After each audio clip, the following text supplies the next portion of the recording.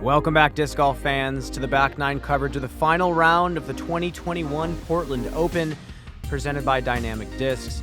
Brian Earhart coming back at you one more time with Nate Perkins, wrapping up this beautiful week in Portland on the Disc Golf Pro Tour. And we have a heated race about to finish off right now. Yeah, Brian, Paul had two major misfires on the front, hole 3 and hole 5. He capitalized on the long putts for par, but he is draining them from circle 2 right now. Yeah, and to me, that's telling about the back nine. There's a lot of holes where you're probably going to have a longer putt for birdie. They're very challenging. This is one of the longer, more challenging back nines we face all season. And like you said, no one's shot double digits yet. Not yet. We have players in position to do so. Moving into hole number 10, 815 feet uphill, gap shot off the tee, OB left, OB right.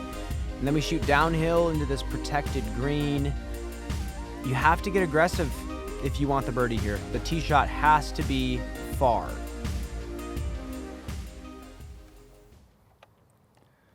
Yeah, you need 425 to 450 feet.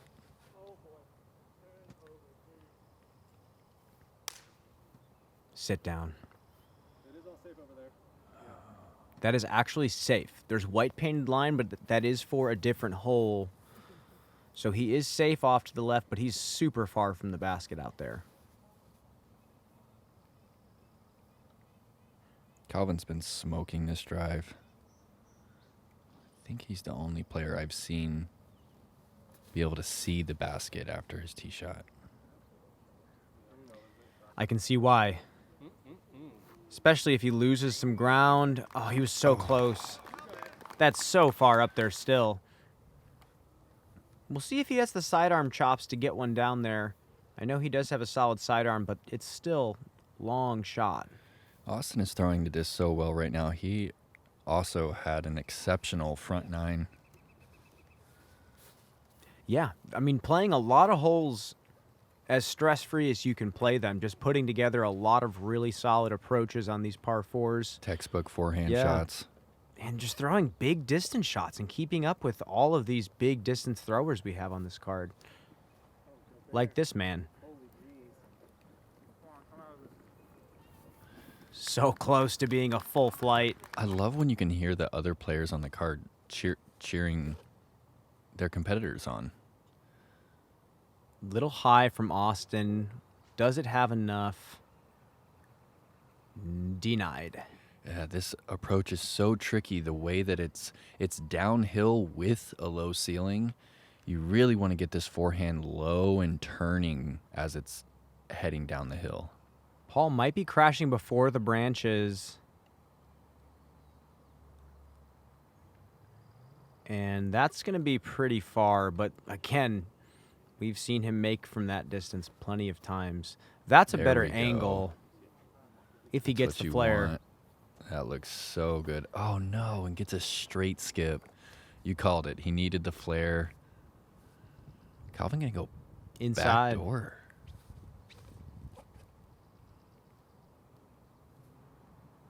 He's so far up there that he can throw a hyzer into the pin here. That is, wow. He didn't even need to throw a sidearm. Yeah, that's huge. A stress-free birdie, it looks like, for Calvin. Austin puts his under the tray, and let's see if he gets greedy here.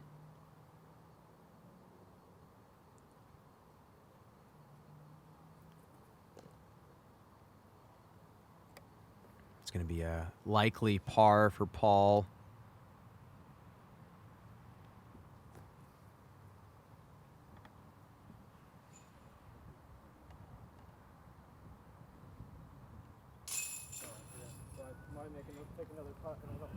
For sure. And while we have time and the players are tapping out, we mentioned in round one when Paul was on our card that he's been throwing some newer discs that we were unable to identify. The one that I am so surprised to find out, there was a flag-dyed disc he was throwing. That is a Glow Meteor. Fantastic, quicker, understable mid-range. Really, really solid disc. It's like a little bit faster Comet. kind of an underrated disc in the Discraft lineup. Pick up a Vanessa Van Dyken signature meteor if you have the chance. And then he's also rolling like 3 different discs, and when those opportunities come up, we'll let you know. Hole number 11, 351, subtle hyzer down the hill, OB front and behind. Super tricky, very easy to land in either of those bunkers. Yeah. You really want to challenge that tree on the right. You don't want too much height. Don't want too much fade. Does that have enough? Yeah, it does.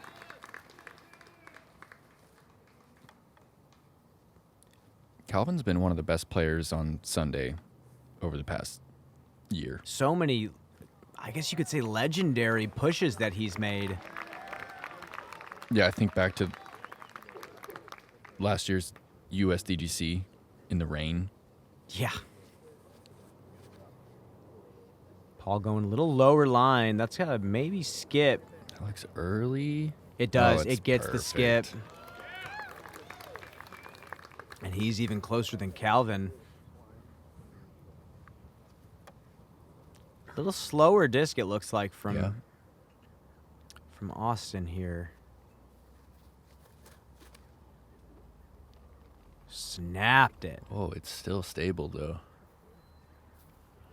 Come on. Oh, Yes. What a shot. 3 That's even amazing closer than shots. Paul's. Yeah. Thomas, you have one job. Put it even closer.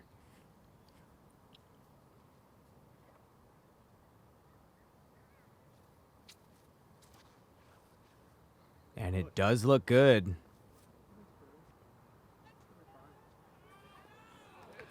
What? Yes! Brian. He does! He's done it!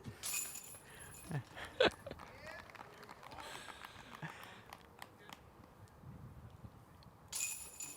really didn't think it was possible. I feel just overjoyed right now. Yeah, that was awesome. That's like one of those videos of like watching people spread butter on like a piece of banana bread. It's just so satisfying to watch. One after the other, closer than the next. If I need to get up and down in a pressure situation, I'm grabbing the AVR X3 every time. When you can connect the visualization of the shot that you're trying to throw with the feel of the disc in your hand, that's really when magic happens. I can trust throwing the disc as hard as I want or as soft as I want to do exactly what it's supposed to do. Like the AVR is the best putter of all time, the AVR X3 just might be the best approach disc of all time.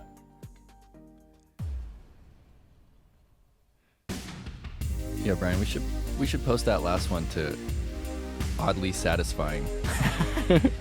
See if they catch on. And we move into number 12, long par 4. We see some power cut rollers. We see some hyzer flip distance shots.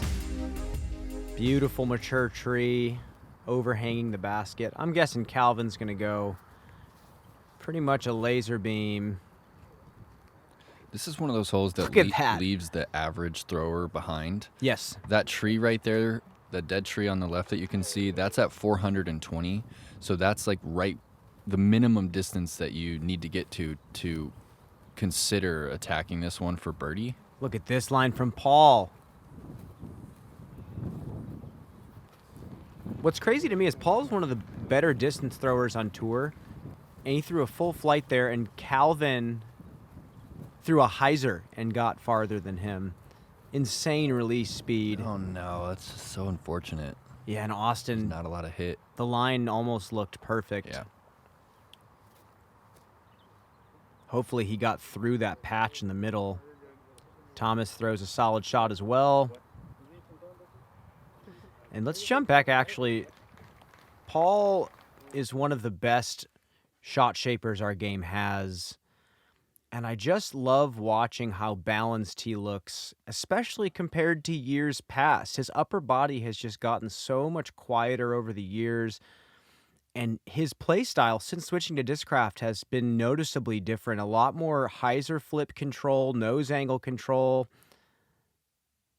And you see the disc kind of rises in his throw, and I think that is a it showcases that he's so intuitive with his throw.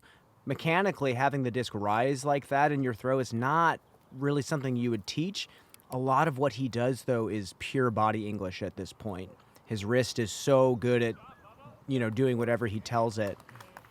Yeah, he can change the angle last minute like no one else. Exactly.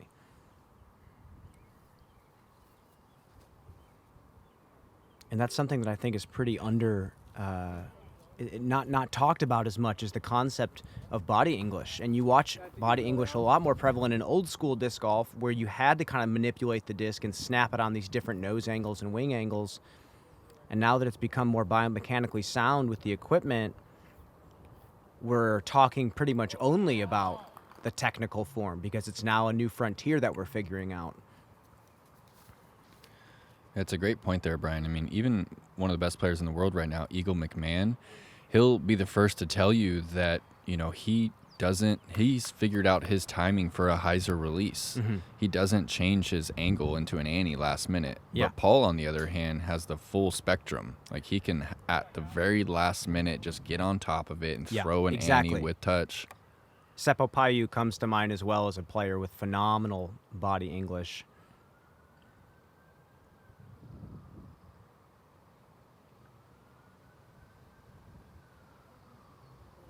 Oh, look at that wind just completely get under that disc right there.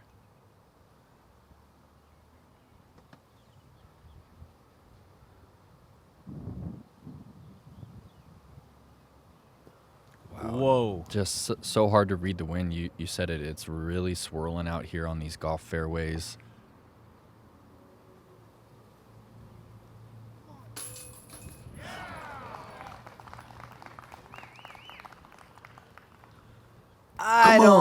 I don't know about that. That might be some world champ like black magic that he just did. It looked like it was getting slammed. Yeah, I think that was a spell. I think he just casted a spell.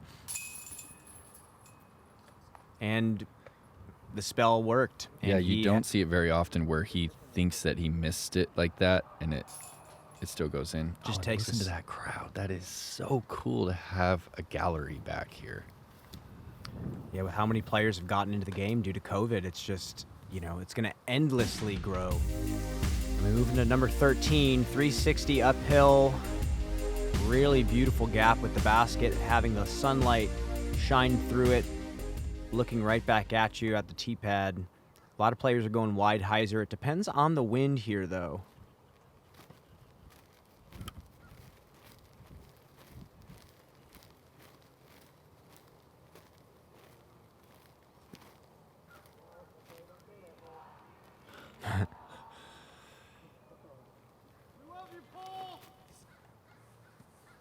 And Paul said that's why you don't throw that way. That is why we've seen these players go with the hyzer, because you can miss in so many different ways and still have a putt.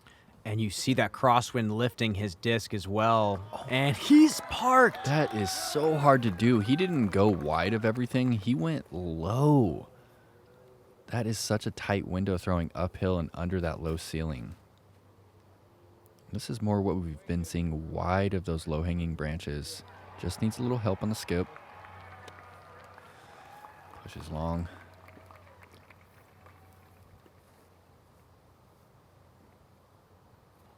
Thomas, I believe, looking higher than the other hyzers that we've seen. We watched him throw one of the biggest hyzers we've ever seen in round 2. Yeah, 16.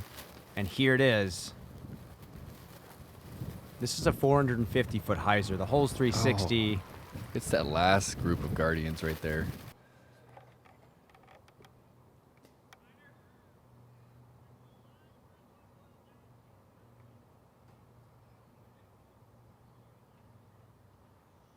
Yeah.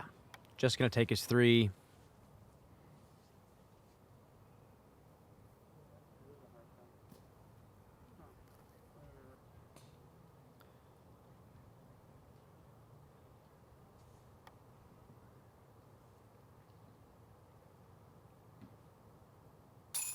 Oh, almost losing his balance. He's funny because he was outside the circle.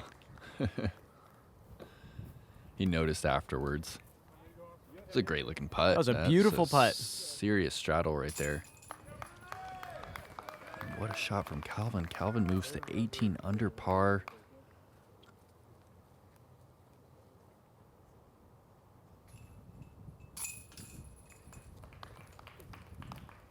The tension is building. I feel it. This back few holes, you can birdie all of them, you can double bogey all of them. So we will see what happens moving into number 14. Nate, not 9,000 feet, as you previously said, 985. Yeah, 2 500-foot shots to even have a chance at birdie. There's even a little OB green just past the pin here. Only a handful of players have carded a birdie throughout this event.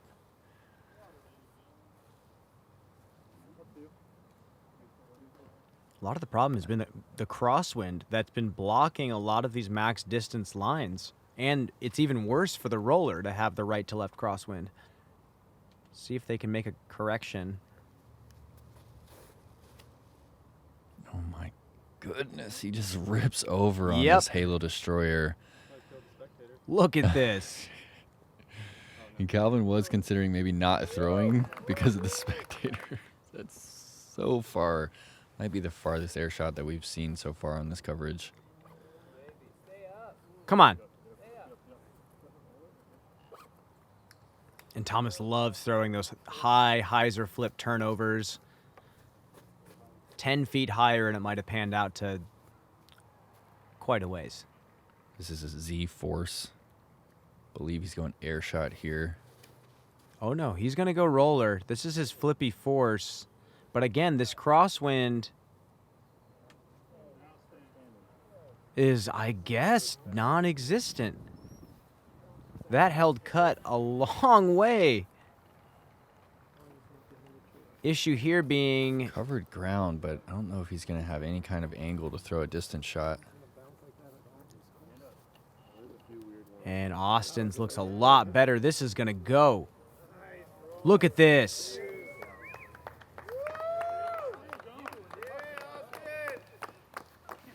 Oh, Wow. we were just talking about this the other day. Who's further, Calvin or Austin? I think Austin Wow. outdrove him. And sorry, what were we discussing? Well, we were discussing the other day, you know, what's a harder shot to pull off, a full flight backhand air shot or one of those distance rollers that fully runs out of steam and just drops dead. And Thomas puts himself to a putts away from a birdie on this really tough par 4.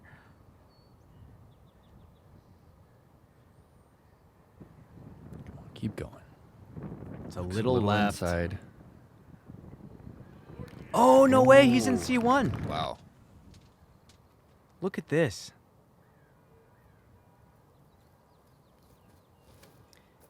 And Paul going after Calvin. Even Paul outdrove Calvin's huge drive. And look at this. There's that crosswind helping him. He's also circle's edge. We have a ball CTP. game. What a roller from Austin. That's huge. Can he capitalize? It's looking pretty good. Oh, tap in birdie, Hannum. All right. He's ripping the disc this weekend. Thomas wanted every bit of that birdie. And this is huge for Paul. Forced to go to a straddle.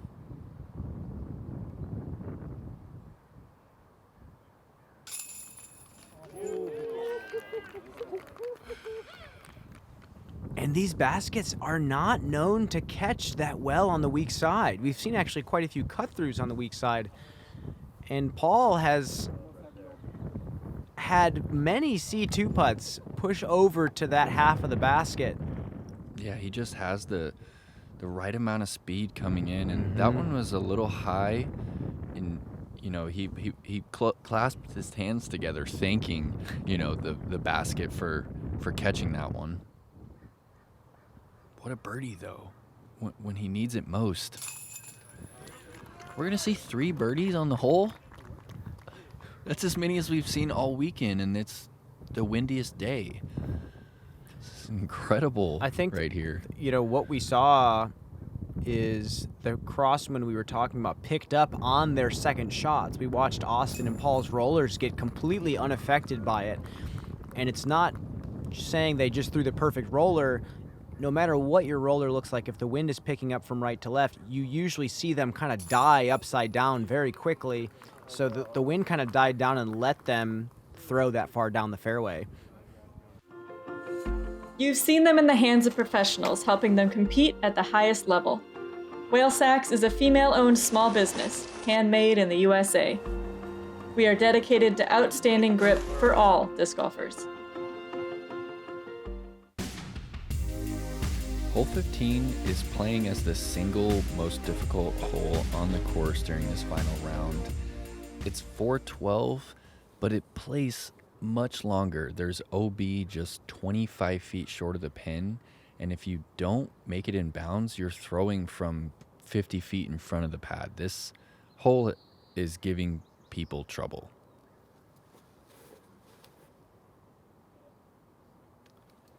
And I believe that's an eagle from Calvin.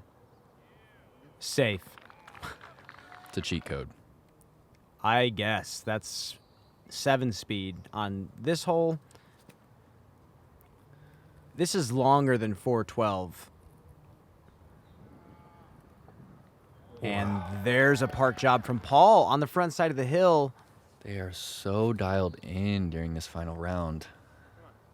And Austin playing more to the far side. Again, going to be taking strokes on the field, even laying up for a par. And Austin's shot was so close, just a tiniest bit too much ante, and it just held over in that wind. If he got it a little flatter, I think we would have seen him inside circle one. This is going to be a hyzer flip from Thomas.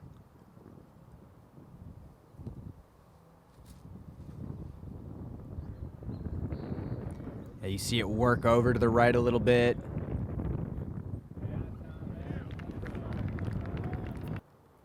That's a great shot from Thomas as well. He's going to be putting for birdie. It really has no choice but to lay it up from that distance. This is a huge putt right here. Calvin plays for titles. He has mentioned that numerous times. He's not laying this one up.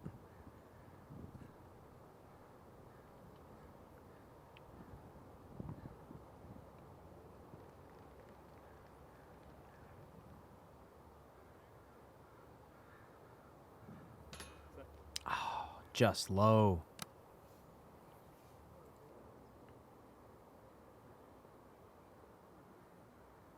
Just for another really tough birdie.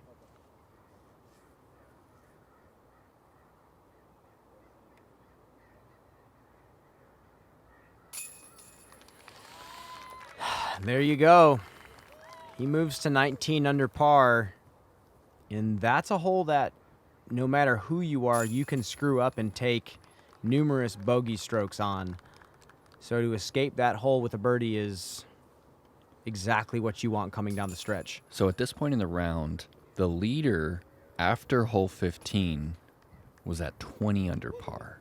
So Paul and Calvin are just one stroke back of the lead with 3 holes to go. We move into 16, another one of those bonus birdies, you could say. It's a long hole. It's a long hole with a lot of low branches blocking any hyzers coming in. You saw Paul go with a sidearm in round 1 when we watched him play, and now it looks like he's opting for the backhand. Yeah, looks like there's some headwind on this hole. Maybe too much for that forehand right now. And this is what's crazy about this course is the fact that on 14 there was a right to left. So you'd think with the way this hole is aligned that there'd be a tailwind. No. Whoa. Wow, that Zeus just got slammed.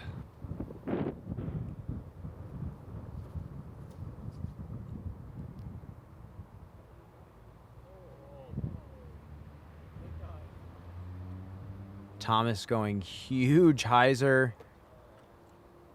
It's going to be a long look, but a very easy look to get a par. Yeah, it's so difficult to find the angle in between Paul's and Thomas's. Paul obviously too turned over and Thomas not turned over enough, but with the headwind, it's so specific. I'm wondering if Calvin was trying to throw just a high Anheuser that crashes these trees and kind of plinkos down, and he gets look, through I'm it. Sailing it. Just peered that gap over the pin. He's going to have 45 for another birdie. Austin's looks pretty good. Still a little Such short. a pretty shot, just a few feet short.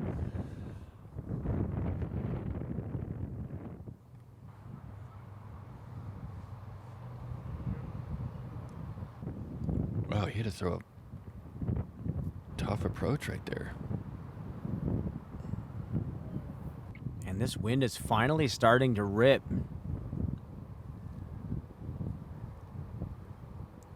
And of course it starts blowing really heavy during this point of the round when numerous players are making a run for the win. Let's see. This would be a dagger from Calvin. This green is just so exposed. He's putting uphill.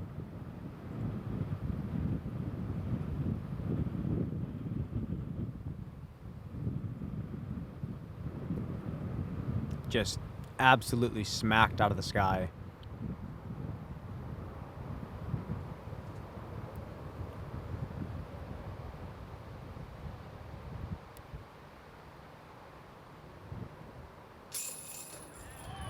Huge putt. That's circle one, but you can see just how windy that is.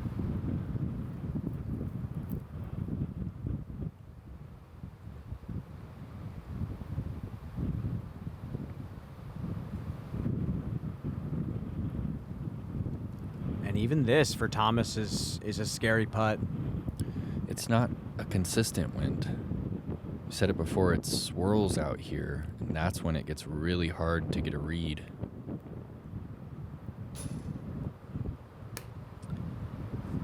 And that is going to be a bogey for Thomas. And he's just at this point fighting for a top 10 finish.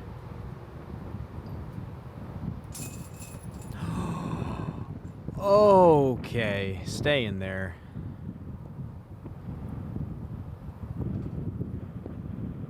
And we're going to move into number 17.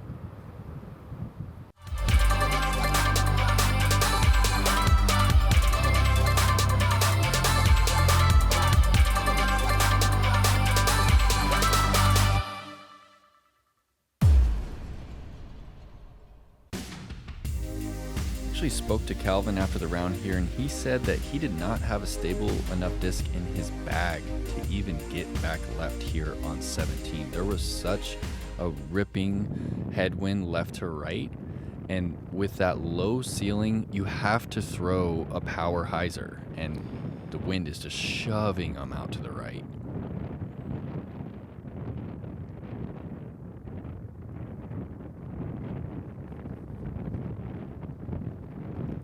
Wow, look at that. If you play this shot back in slow motion, look at how much hyzer he released that with and watch the result afterwards. That was not a flippy disc he threw.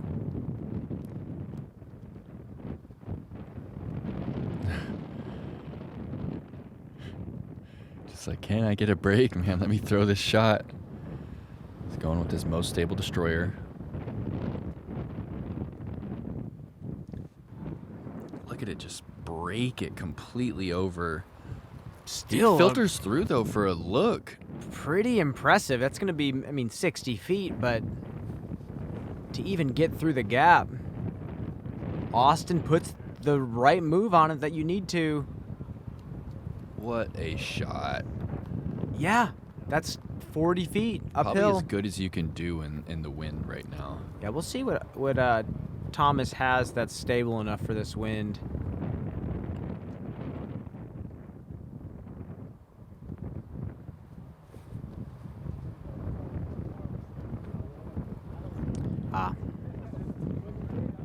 Open look, but this is going to be one of the tougher approaches he's going to throw all round. Yeah, this is not a fun one right here with this wind. Because you said head left to right, and he's got to go with a sidearm on this, which is shoving the disc and pushing it off its line.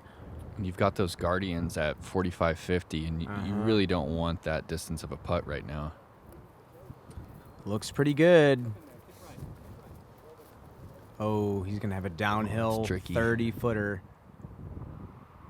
This is going to be a for sure throw-in attempt.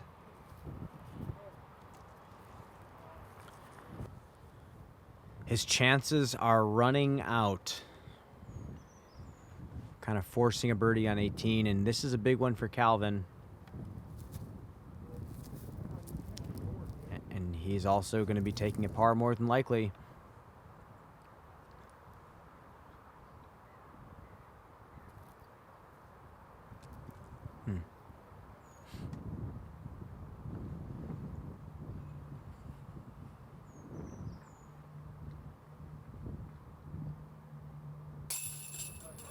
Yes. Always feels good to have a round when things aren't quite going your way, to be making really solid putts like that. Especially after that forehand he threw. So at this point, the lead card doesn't card birdies on either 16 or 17, and they're still at 20 going into 18. So Paul and Calvin are both aware that they need a birdie on 18 to even have a shot at a playoff. And here we are. Uphill, hyzer flip, bomber. We did see some rollers get way down this fairway. And attacking this green is not easy. It's so specific. There's a bunch of green and red zones in this fairway that make attacking this basket very tough. And Paul is going flippy force. Does that mean he's going with the roller again? Let's take a look. The uphill might be a factor as well. I think he's just going uphill hyzer flip. Oh, and it just burned over a little too quick, but it did make it on top of the hill. He's not completely out of position yet. He's probably going to have to absolutely smoke a roller on his second shot.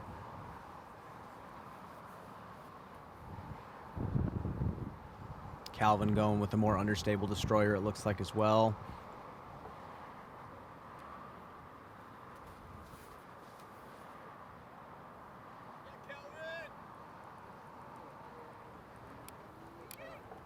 Great kick.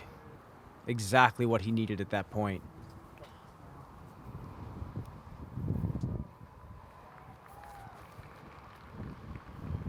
Roller from Austin. That's turned a little bit, but we'll see.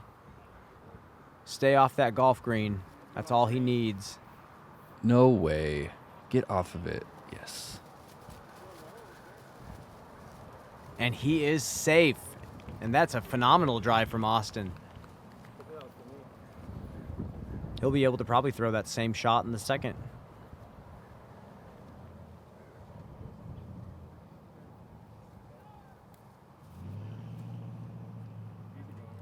Great shot, dude. Perfect.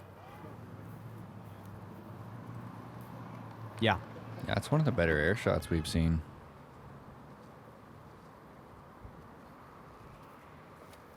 This is so critical right here. Okay, he's going air shot.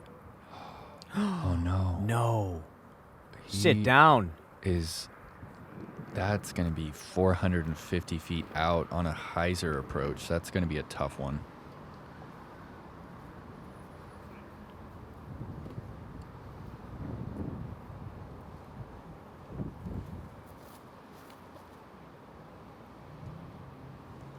Big shot from Calvin. That's got to miss trees.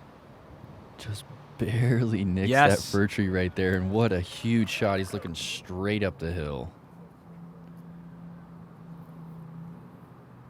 Another roller.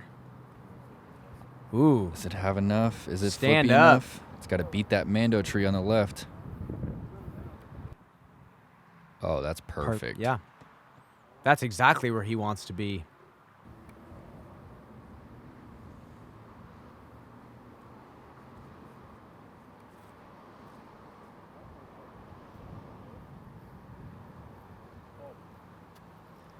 Little bit too forced over, but it does check up in time. Thomas is going to get to throw a little turnover, flex into the green, and this is the most crucial shot of his tournament.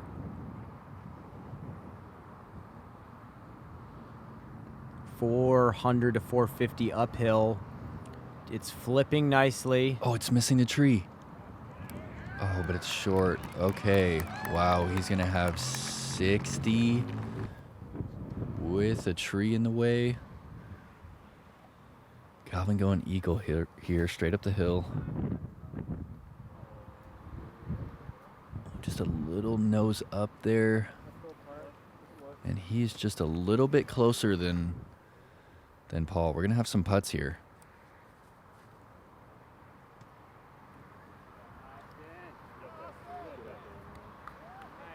As much as Austin didn't make a push for the lead, he has been finally throwing the disc like he was at the Pro Tour finale last year. Yeah, it's really good to see him play this well. I know he had mentioned he felt like he was in a slump earlier in the year, and he couldn't find his putt at all. Here we go.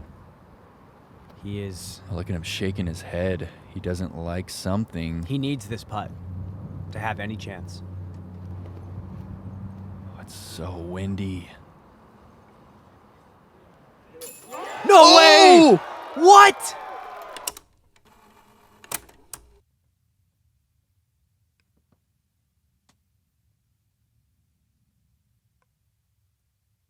Oh my goodness. And that is part of what makes him one of the greatest players of all time right there in the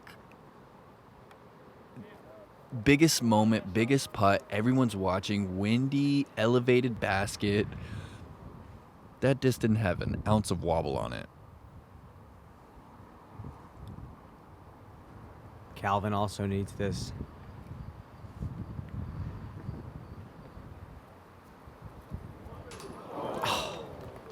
Just low for Calvin, and now he knows his shots at winning are gone.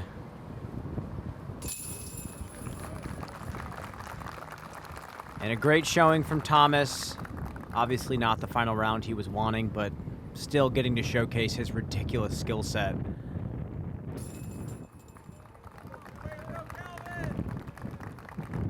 God, what an incredible putt, Brian. When you know you have to make it like that, so clutch. In a tournament he'll remember. I'll remember this one. This was a treat to watch. And a course record shot by Paul and Calvin Heimburg. And look, Calvin, 4 pars to finish, and he had putts on 3 of those 4 holes. And a dramatic finish. And congratulations to Eagle McMahon. He is the golf course king this year. Yes. We saw him win at Vegas. We saw him win at OTB. We saw him win here at Glendevere. And second at DDO at the golf course somebody out there. beat this man out here?